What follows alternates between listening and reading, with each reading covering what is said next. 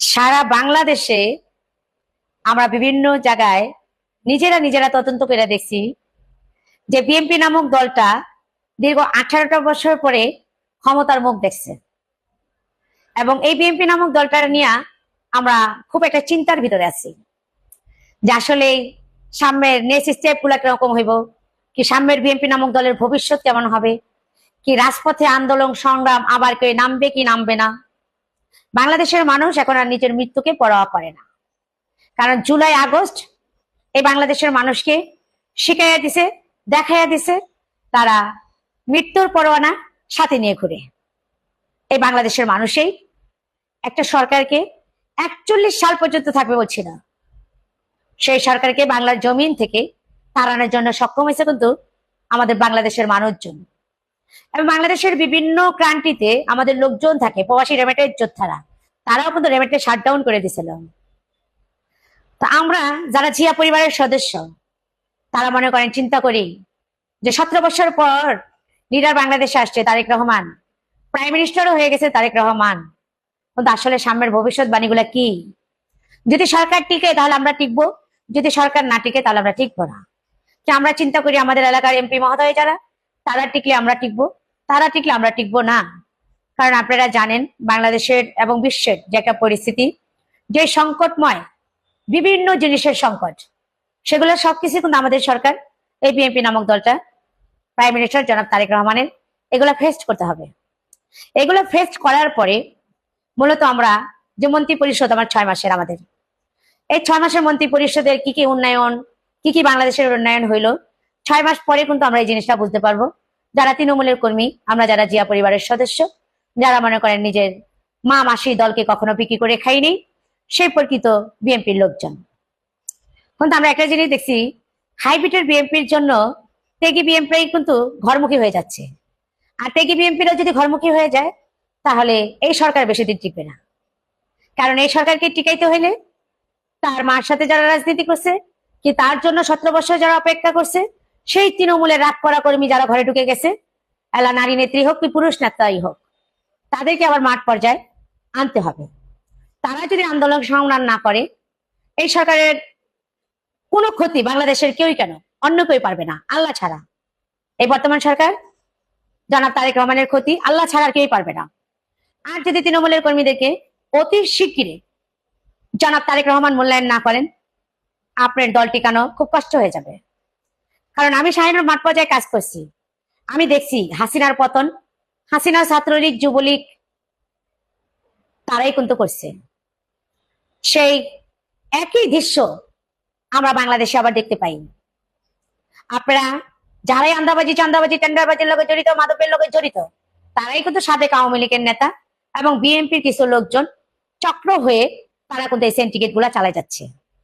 যারা ত্যাগী বিএনপি, যারা বিএনপি নামক দলটাকে ভালোবাসে, তারা আসলে আন্দাবাজি চান্দাবাজি ধান্দাবাজির সাথে জড়িত না।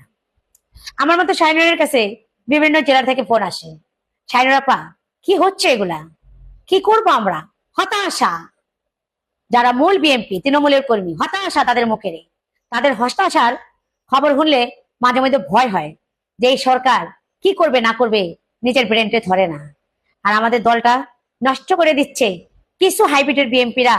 জনাব তারেক রহমান যদি এটা নজরদারি আপনি না রাখেন, কি যার যার এমপি এলাকার এমপি মহোদয়রা আপনাদের এলাকার খবর না রাখেন, তাহলে মানে সামনের যে ভবিষ্যৎবাণী, এটা নির্বাচনের আগে কমিশনের মিটিং চলা অবস্থায় আমি ফাহিম ভাইকে বলেছি, বাংলাদেশের যত সিভিল সোসাইটি মেম্বাররা আছে না, খুবই আশাবাদী, রেভলিউশনারি, এইটা হয়ে যাবে সেইটা হয়ে যাবে। আমি বলছি আমার নামে লিখে রাখেন, বিএনপি এই সনদ বাস্তবায়ন করবে না। সালাউদ্দিন কাদের চৌধুরী তার দলের এমপি ছিলেন, অনেক বছরের বড় নেতা ছিলেন। তার মৃত্যুতে, তার ফাঁসিতে একটা শোক প্রস্তাব পর্যন্ত বিএনপি নিতে পারে নাই। সমালোচনা করা তো দূরের কথা, এত লেভেলের হীনমন্যতা। আমার লানের ফ্রেন্ড এখানে আছে শিশির, এই মামলার সাথে জড়িত ছিল, সে জানে যে বিএনপিকে হাত পাও ধরা হয়েছে সালাউদ্দিন কাদের চৌধুরীর ব্যাপারে স্টেটমেন্ট দেওয়ার জন্য, তারা দিতে রাজি হয়নি। একটা পলিটিক্যাল কোয়েশ্চেনকে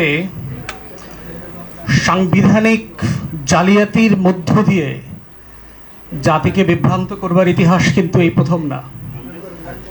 এই কনস্টিটিউশনাল স্ক্যাম আমরা এর আগে বহুবার দেখেছি। আমাদের যেটা বোঝা দরকার সেটা হচ্ছে যে বিএনপির এই জুলাই জাতীয় সনদ নিয়ে হীনমন্যতার জায়গাটা কোথায় এবং বারবার তারা কেন এই হীনমন্যতার মধ্যে পড়ছে। আমরা এর আগে বলেছি যে দেখেন, আমাদের মুক্তির লড়াই যেটা হয়েছে ৭১-এ, সেখানে আমাদের ঘোষণাপত্রে যেই বাংলাদেশের কথা বলা ছিল সেই বাংলাদেশটাকে নিজ হাতে হত্যা করেছিল যাকে সামনে রেখে সেই যুদ্ধটা হয়েছিল, শেখ মুজিবুর রহমান। তাজউদ্দিন আহমেদের ডায়েরি যদি পড়েন দেখবেন যে সেখানে খেতে খেতে তার বাসায় শেখ মুজিবকে বারবার বলেছে যে মুজিব ভাই, আপনাকে তো ৯ মাসের গল্পটা বলা হলো না, আমরা কি করে ওই পারে এই পারে মিলিয়ে একটা যুদ্ধকে সংগঠিত করেছি। এবং শেখ মুজিব ডাল ভাত চাবাইতে চাবাইতে বলল, ওগুলো শোনা লাগবে না। আপনারা জানেন যে শেখ মুজিবের কণ্ঠে একটা দক্ষিণ অঞ্চলের টোন ছিল, আমি সব জানি, তোরা কি করছো না করছো। এবং আপনারা জানেন যে ৩.৫ বছর শেখ মুজিব একবারের জন্য সেই অস্থায়ী সরকার যেটা গঠিত হয়েছিল মেহেরপুরের বৈদ্যনাথ তলায়, সেই জায়গাটা ভিজিট পর্যন্ত করতে যায় নাই। যদিও আপনারা জানেন যে সেই জায়গাটা তার নামে নামকরণ পর্যন্ত করা হয়েছিল, মুজিবনগর।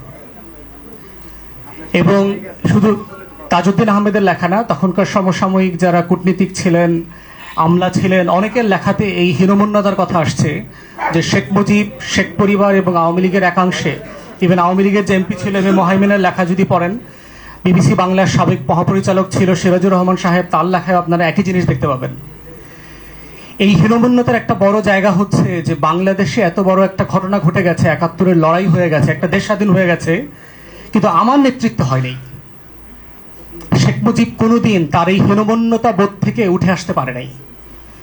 এবং পাকিস্তানেও যখন সে বিভিন্ন সময় কথা বলেছে, রাজনৈতিক নেতাদের সাথে কথা বলেছে, তার এই তথাকথিত বন্দি জীবনশালায়, সে আসলে বন্দি ছিল না, ওখানে ভিআইপি স্ট্যাটাসে ছিল, তখন সে কিন্তু বলেছে যে তাজউদ্দিন কথা শোনে না, ওই পারে যায়, এই ৭ দফা চুক্তি করে, হাবি জাবি ভারতীয়দের সাথে দালালি করছে, এই কথাগুলো কিন্তু সে বলেছে। সে তো স্বাধীন বাংলাদেশ চাই নাই, প্রধানমন্ত্রী হতে চেয়েছিল। তারপরে যেটা ঘটে গেছে যে প্রধানমন্ত্রী হতে পারে নাই, মুক্তিযুদ্ধটা তার নেতৃত্ব পর্যন্ত হয় নাই। এই হীনমন্যতা বোধই কিন্তু আওয়ামী লীগকে চেতনা ব্যবসার নামে, ৭১ ব্যবসার নামে বাংলাদেশকে ভারতের কাছে বারবার বিক্রি করতে বাধ্য করেছে, তার এই হীনমন্যতা। এবং হিস্ট্রিতে আমরা দেখেছি যে এই হীনমন্যতাবোধ বিএনপির মধ্যে তারা বারবার প্রমাণ করেছে। দেখবেন যে ৭৫-এর পট পরিবর্তনের সবচেয়ে বড় বেনিফিশিয়ারি কারা? শহীদ প্রেসিডেন্ট জিয়াউর রহমান, বিএনপি এবং তার দল। কিন্তু দেখেন তো ৭৫ পরবর্তী সেই ঘটনায় যারা গুরুত্বপূর্ণ রোল প্লে করেছেন, তাদেরকে কাউকে কি শেষ পর্যন্ত বিএনপি অউন করেছে? কাউকে করে নাই, সে ন্যূনতম কাউকে করে নাই। সালাউদ্দিন কাদের চৌধুরী তার দলের এমপি ছিলেন।